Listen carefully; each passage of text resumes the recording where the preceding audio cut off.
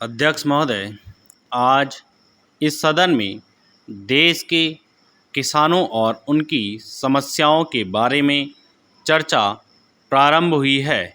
मैं यह कहना चाहता हूँ कि मैं भी एक किसान हूँ और किसानों की समस्याओं के बारे में जानता हूँ। इसलिए मैं इस संबंध में जो भी कहूँगा वह अपने अनुभव के आधार पर ही कहूँगा। देश की जितनी आबादी कृषि क्षेत्र से जुड़ी हुई है, उसमें से 80% लघु किसानों की है। मात्र 20% किसान ही ऐसे हैं जो लघु किसानों की श्रेणी से कुछ ऊपर हैं। देश के अंदर खेती की जितनी भी ज़मीनें हैं, वे इन 80% लघु किसानों के हाथों में हैं।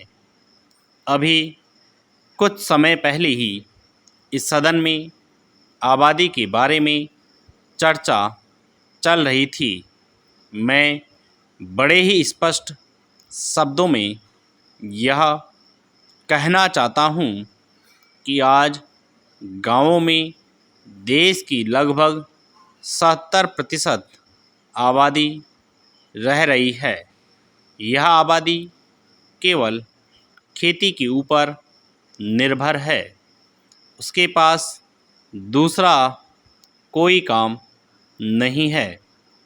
ये किसान कभी बाढ़ की समस्या से जूझते हैं तो कभी सूखे की समस्या से जूझते हैं।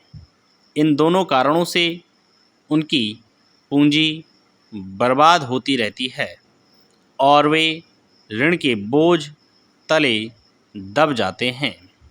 अगर सरकार सचमुच किसानों का भला करना चाहती है तो इस संबंध में मैं एक निवेदन करना चाहता हूँ। सरकार किसानों की इन दोनों समस्याओं पर गंभीरता से विचार करें। सरकार को कुछ ऐसी योजना बनानी चाहिए जिससे कि खेती से बाढ़ के पानी की निकासी हो सके।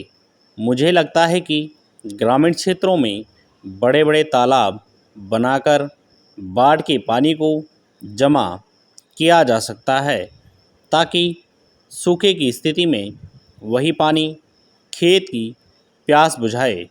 मैं यह कहना चाहता हूँ कि सरकार कृषि क्षेत्र की वर्तमान स्थिति पर गंभीरता से विचार करें।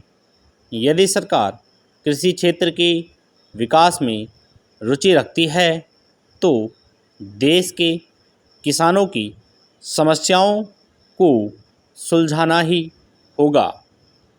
किसान इस देश की अर्थव्यवस्था की रीढ़ हैं, परंतु आज तक उनकी स्थिति सबसे बदतर बनी हुई है। मैं कृषि मंत्री जी का इस बात के लिए ऋणी हूँ कि उन्होंने किसानों की उपज का समर्थन मूल्य बढ़ाने की घोषणा की है।